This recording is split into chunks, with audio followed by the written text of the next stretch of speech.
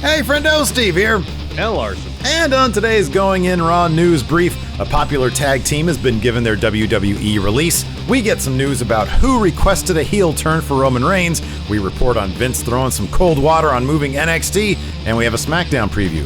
But first, is the WWE trying to shut down their own wrestlers making money outside of the WWE? Larson, what's in the news? Well, to answer that last question, if Wrestling Inc.'s latest report is true, then yeah. So this is pretty huge. So according to Wrestling Inc., Vince has apparently told talents to, quote, no longer engage with outside third parties. So, you know, a lot of WWE talents are very active and do very well for themselves on platforms like Cameo, like Twitch. So according to Wrestling Inc.'s report here, there was a call with talent on Sunday about the reinvention of the product, again from Wrestling Inc. story. And during that call, apparently, WWE claimed to own the real names of talent. That can't be right. That can't be legal. Yeah, unless it's explicitly stated in their independent contractor contracts, right? Which is a whole other thing. That they're signing over their likeness and naming rights. Anyways, so apparently Vince then also sent a letter on Thursday, and apparently this Wrestling Inc. has some excerpts from this. Quote, some of you are engaged with outside third parties using your name and likeness in ways that is detrimental to our company. It is imperative that these activities be terminated within the next 30 days. So it says here Friday, October 2nd. Continued violations will result in fines, suspension, or termination at WWE's discretion. And so this is ridiculous. I don't know what he's thinking. It seems like morale had kind of picked up a little bit now that we're in Thunderdome era. You do this to your employees who already work really hard, and you cut off pretty much a lot of their other sources of revenue. Yeah, because you're worried about whatever they're doing being detrimental to the company, which if that's the case, if someone is conducting themselves that's not in alignment with how Vince wants them to, talk to them. Yeah. Just don't ban them from using that platform. Yeah. It's ridiculous. It's absolutely ridiculous. And the idea that WWE would say, oh, we own the rights to your name, I hope someone sues. Yeah, I know. Because unless that's explicitly stated in their contract, their independent contractor contract, that's the case, they can't do that. This is infuriating. Like, it really is. This is so. Generally speaking, Fightful Select has a story on this as well, and this is just coming through at about an hour ago. Usually, because Fightful Select is behind a paywall, we like to give them a little bit of breathing room. Sean Ross Sapp has said, hey, you guys can feel free to put our stories out there whenever you want because we have a really good relationship with him, and we always promote them as much as we can because of that. Go subscribe to Fightful Select. Yeah, for sure. This is the kind of stuff that you get with Fightful Select. So, like, there's some corroboration with this story via Fightful Select, and this is a great point here. They say, in regards to the Wrestling Inc. story, Fightful can confirm that it's true. Many main roster members hadn't even heard of the news and had only glanced over a letter, while others were livid about this request. This is a great point. One top name wasn't upset, saying that Cameo definitely cuts into the virtual meet and greet market. I would think that I would think that another top name, AJ Styles, would be extremely upset. Zelina Vega and Aleister Black are on Twitch as well, and they have quite a few subs. They would probably be pretty upset. Talking about potentially serious revenue streams that WWE is saying, no, you can't do that anymore. When you're supposed to be an independent contractor. Yeah. And yeah, so apparently, according to this Fightful Select article, originally word was WWE was upset about some sensitive information leaking out during streams.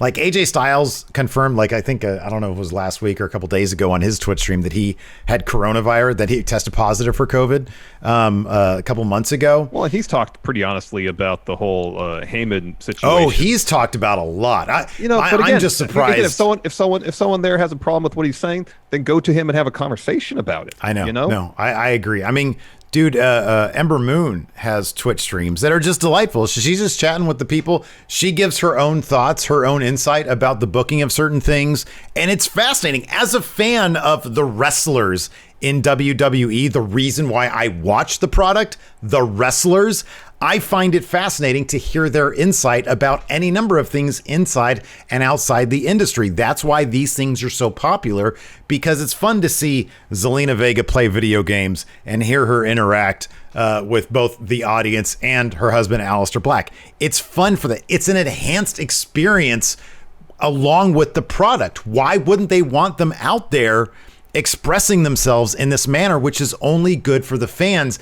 It's just this, and whatever huge rebrand, some new rebirth of the company is going to be lame. It's going to be stupid. It's going to be a further, we want to not be carnies type thing. And they just end up acting more like carnies.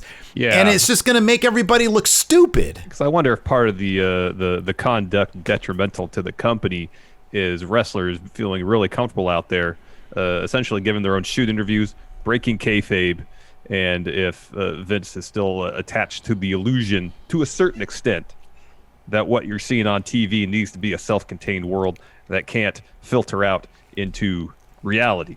I'm just going to say, do this, man. From now until October 2nd or whenever this is, as many subs as you can to your favorite wrestlers on Twitch, dole them out. It's September, so you get discounts on subs on Twitch. Yeah. All the cameos that you've wanted, buy those cameos. There's some really good deals out there for cameos these days for WWE wrestlers. Our SmackDown intro is a Big E cameo that a couple of the friendos were so nice to throw our way. Mm-hmm. I might snap up a couple of these wrestlers while we can in terms of cameos. I don't know the possibility of it happening.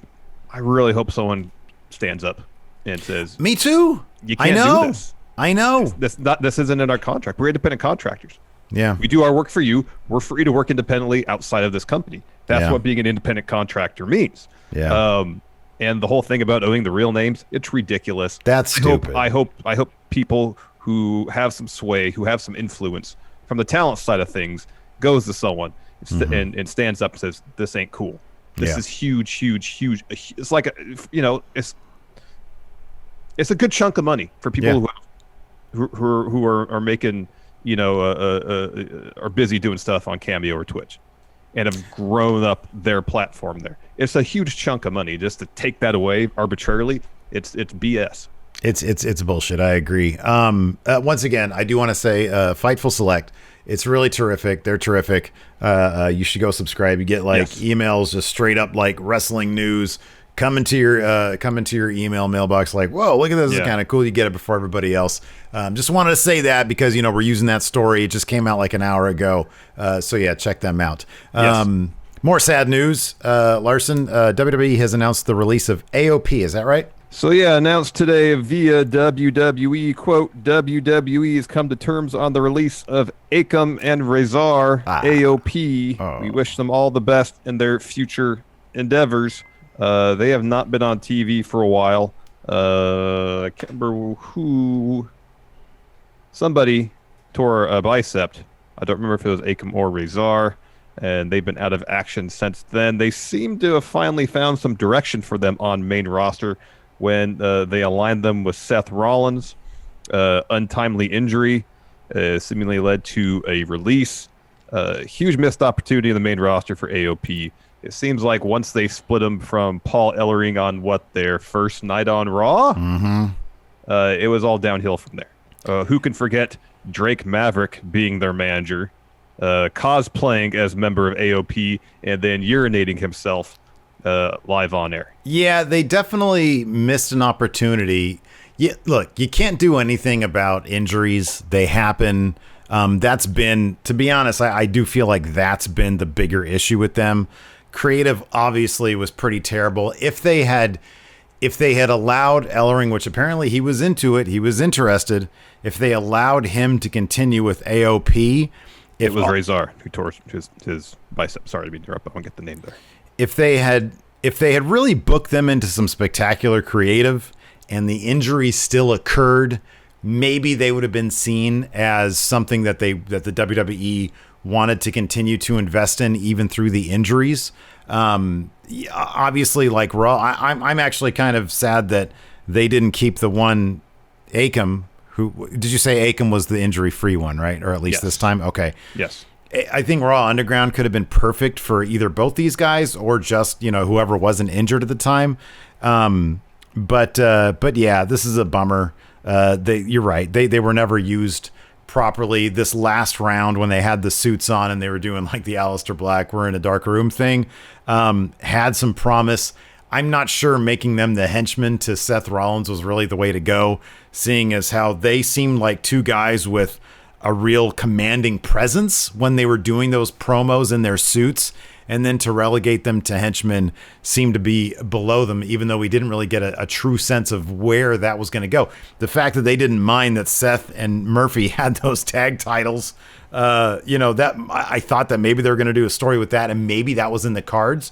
For the injury, yeah. We haven't really got a sense that was ever in the plans, though. I know I had sort of seen some ideas kicked around Twitter that the original plan was for Ray and Dom perhaps to take those titles off of, or maybe not Ray and Dom, maybe it was somebody else. I don't know, but I don't know that AOP was ever in the plans to have a thing with Seth and Murphy over those titles. Yeah, missed opportunities creatively, but also injuries. Not terribly surprising that they were released. No, I mean they were pretty good in NXT, especially their initial run. Sure. They had a bit of a lame duck period where it seemed like they had done everything they were going to do probably in NXT. They stuck around for a little bit longer. But man, they had some great matches in NXT, some great moments, a lot of fun. Paul Ellering is great. Brilliant move, having him be their manager. And if they had remained on the main roster, would have been interesting to see where that would have gone. Yeah, it could have been interesting. I mean, without him, it was obvious they were a bit one note. That's why I actually prefer what they were doing with them later on in main roster. I'll be honest with you, like, you get rid of Paul Ellering, let them do that stuff when they're talking in their own language and they speak in English and they talk about it. I really like that stuff. I thought that was like their peak in terms of, wow, I really see something with these guys. Unfortunately, none of that worked out, and now we see what happens with that. So that's a bummer. But it's funny that hopefully if they want to continue pro wrestling, literally everywhere else has a heavier focus on tag team wrestling. Yeah. And so obviously AEW is pretty stacked right now with the tag teams.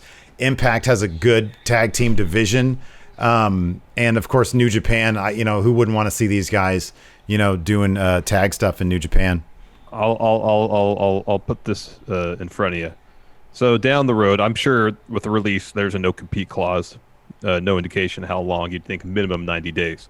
Let's say down the road when I'm still gonna listen to you. I'm just gonna close my door. Young Bucks, best FTR for those AEW Tag Team Championships. The Dynamite afterwards, they're in the ring. They're celebrating. Bang. AOP show up. That's a whole nother dimension that they provide to that tag division that nobody else has in AEW.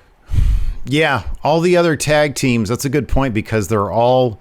There is no powerhouse tag team in AEW, is there? They're all either. I mean, yeah, Luchasaurus, but he's tagging with a smaller guy. Closest, maybe. Even though most tag teams just have maybe a powerhouse member. Luchasaurus, Jungle Boy. You got Butcher, Blade. Yeah, but there's not a team that I could think of that has two powerhouse members. A couple of meaty badasses. Yeah, I mean, in terms of other places they can go for tag team wrestling, we can both agree there's options out there for those guys. So they've got that going for them. It's not like just another singles guy going out into the world. Tag teams, I think they can do pretty well for themselves these days. Speaking of a guy who's doing pretty well for himself these days, Roman Reigns, the current WWE Universal Champion, obviously is now a heel. One aspect of his heel turn that's generated some discussion is who made the call to turn the big dog heel. Why, essentially? Yeah. Well, if Dave Meltzer is to be believed, it was Reigns himself who made the call, saying in this week's Wrestling Observer newsletter, quote, "It's not known whether it was Reigns or McMahon who made the call to put Heyman with Reigns, but Reigns did ask to be turned heel on his return after being out of action since March due to the concerns over COVID-19. Not shocking. We talk about this. Hey, we talk about this a little bit on tomorrow's Matt Chat with. Well, I have it going up Sunday right now because tomorrow is all out. Yeah. Okay. So great. Sunday. Matt Chat with our special guest. Yes. I don't really want to tease it. I like to be surprised, but I'm sure that we'll both give it an up and not a down. I just spoiled it. It's Simon Miller. You did. Why did you really say that, great. Steve? I don't know. Anyways. I don't know either. I would imagine that Reigns is like, all right, I'm going to come back. I want to do something interesting. I'm going to do the same old thing. Mm-hmm. Yeah. Let me turn heel. I'm going to be a bad guy. Yeah. And then I like the bigger question is like, how did Heyman get pulled into that? Roman Reigns knows Paul Heyman. He's worked with him a bunch with the Brock stuff. So maybe he reached out to him. Maybe Vince was like, this would be great for Paul. Who knows? Kind of interesting stuff as well. Maybe we'll find out one day. We're finding out right now, though, is that move to a different night for NXT might not be the case. Yeah, so earlier this week we talked about WrestleVote's report that WWE and USA may at least have some conversations, maybe contemplating moving NXT off of Wednesday nights. Meltzer, again in this week's newsletter, reported that this isn't the first time that topic had been broached, at least internally in WWE, and that Vince had already at least once pumped the brakes on those talks in the past. This is what Meltzer had to say, quote, "There was an internal discussion a few months ago weighing the pros and cons of asking USA to move. WWE at the time realized the NXT audience would be larger and there wouldn't be the perception that they were losing to AEW if they weren't head-to-head. Vince McMahon decided against it at the time because he didn't want to give the impression they had backed down in the fight publicly. And privately, there was the issue of whether AEW going unopposed would do numbers in certain younger demos that would come close to Raw and SmackDown." This is all the first thing I'll say. Vince, worry about your own house first. You got your own troubles with your own programming. You fix those troubles, or at least address them. Guess what? Your demos will be fine. Yeah, I don't necessarily think playing defense in this particular game is going to warrant a championship. You need to worry about yourself.